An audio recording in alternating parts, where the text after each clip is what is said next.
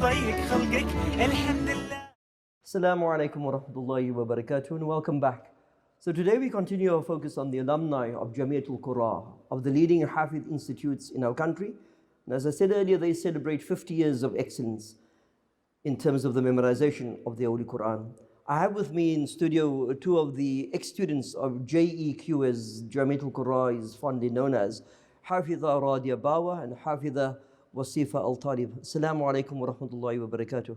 Wa alaikum salam wa rahmatullahi wa barakatuh. Hafidha Radia, I was going to ask you to start off with, as it were, what did it mean to you to be a student at JEQ at that time? Okay, Bismillahir Rahmanir Rahim. So I think what it meant to be a student at JEQ at that time, I think that it was basically the starting point for all my other endeavors that I obviously went on to embark on in life, alhamdulillah. And I think there's the idea that Quran becomes an anchor in your life, which is something that has helped me through, many stormy days, alhamdulillah.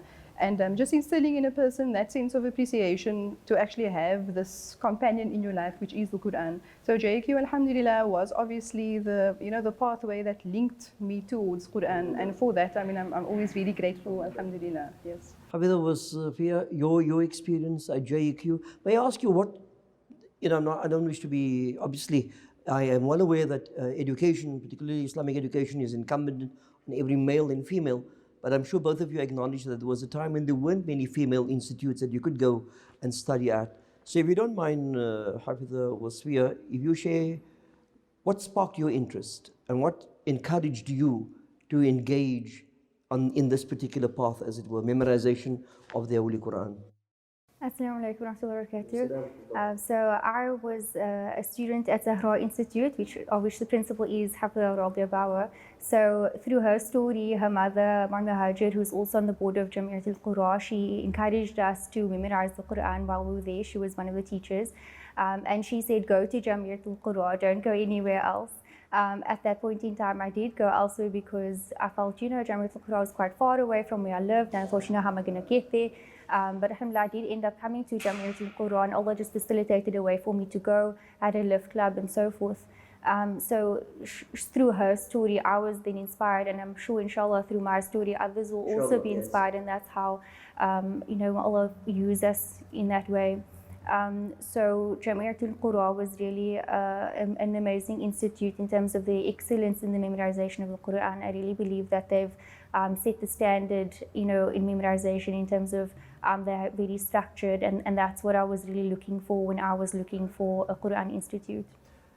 If we then go post JEQ, that alhamdulillah you came here, established yourself as a student, and then succeeded, Allah's mercy, completed the memorization of the Quran. What impact did JEQ have in your life post JEQ, as it were, when you left here? When I left, I had no idea or no thoughts of becoming a Quran teacher myself.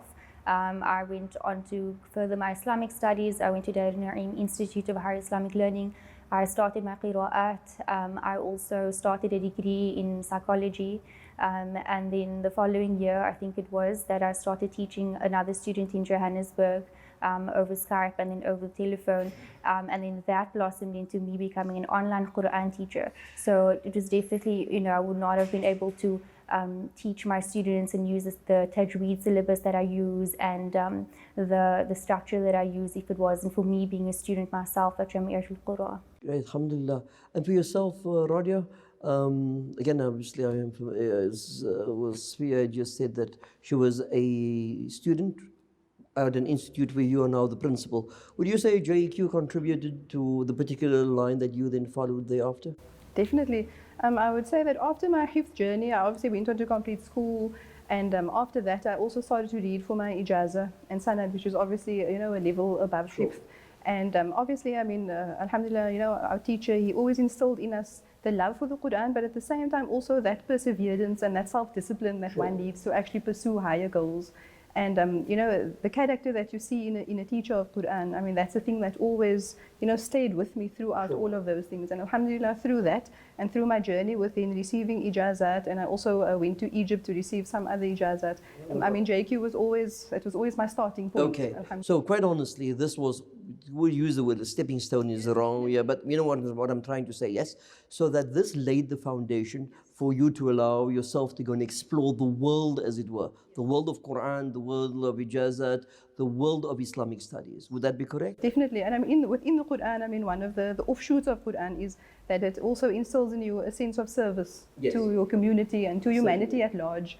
And I mean, without Jam'iyatul Qura, I don't know where I would have been and if I would have actually embarked on the things that I did go on to do. So as Wasfiya mentioned, with Zahra Institute, it's actually a course where we focus on the meanings of Quran. Sure. So I think that hifz, reading the Quran and becoming, an efficient reciter and memorizer of the Quran is one thing, but then that has to obviously go to the next level. Certainly. And alhamdulillah, I mean, having the Quran in your heart is, it's just a beautiful place to start from. And the journey obviously is not linear, it doesn't start at one specific point. But for me, I mean, I always had my teacher in mind, and he was always in my thoughts as we continued. And alhamdulillah, we hear these beautiful stories of many, many students graduating from Jam'iyatul Qura, also who are pursuing amazing things to also serve our community. Absolutely. And that's one of the beautiful things about Quran. It is indeed. However, it is perfectly possible to serve in other ways, that it does not necessarily mean that a graduate from a Hifz Institute, JEQ, or any other, needs to necessarily go into the field of Quran. He or she can go and be a success in the corporate world, in any other part of our world, and still they'll make a contribution because of the grounding they received. Would you agree with that, Sister Wasfiya? Okay. Now, if you didn't mind, Wasfiya, I latched on to what you were saying with regards to online Quran teaching that you're doing presently. Are you using the same methodology or at the very least curriculum that you would have had here at JEQ? Or I accept that the medium is different, I mean it's online, etc. But your tajweed rules, etc., is that what you learned here? Definitely. So Jam'iyatul Qura is very strong, very staunch on correcting the pronunciation of the Arabic alphabet before moving on to recitation and then going on to memorization.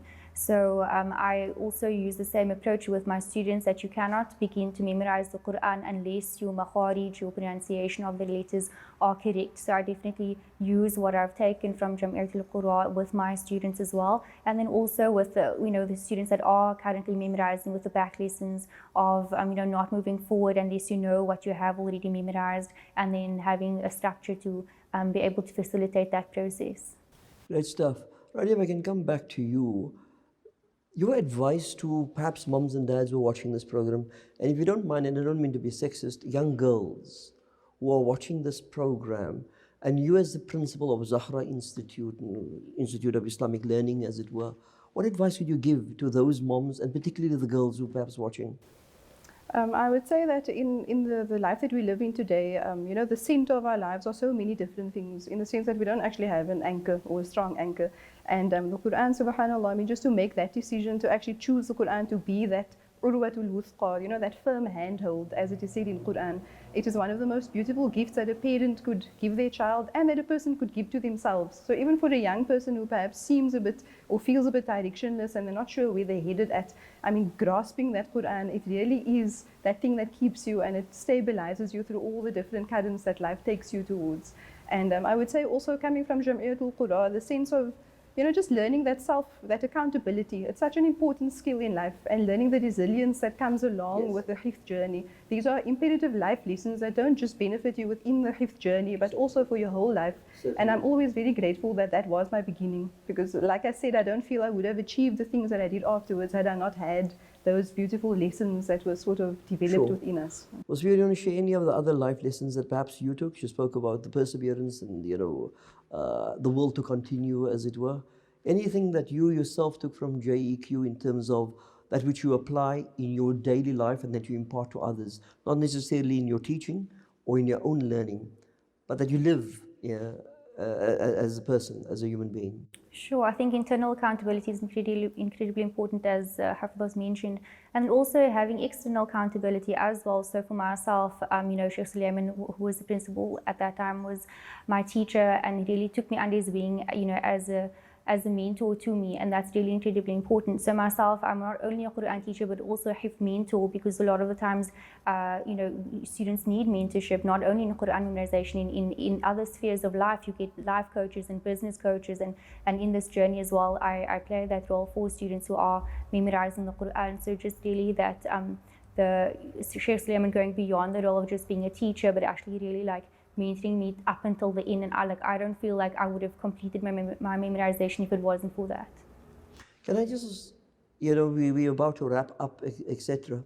If you look back, and I'm sure both of you obviously maybe studied in different years and that type of thing, and so there's a number of alumni out there. As I said in the beginning, and I've been trying to repeat it as often as I can, Jamiatul Qura is celebrating 50 years of excellence in the memorization of the Holy Quran.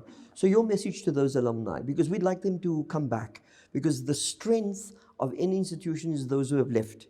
And so to listen to what either one of you are busy with and engaged with at the moment, actively engaged, just for the the last 30 odd seconds that we do have, what would be your message to the alumni per se, Radia, and their connection or lack thereof with the institute? Yes.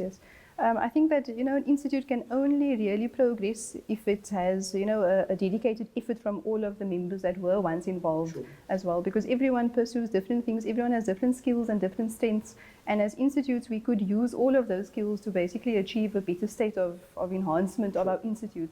So inshallah, my message to all the alumni would be that we all need to just congregate and to share in those memories. We met just the other day, a few of us, and it was really so beautiful just to see those sisters you shared that journey with. Beautiful. Wasfia, you want to add anything to that? Sure, I'd say, come back and give back to the school, teach in your free time, assist with the Tamat students, do whatever you can to assist the institute.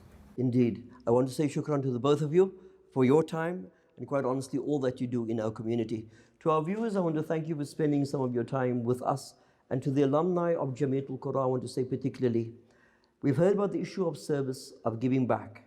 I challenge you and urge you to come along, and as Sister Radia speaks about, share the memory and perhaps share some of the vision and plans for the future.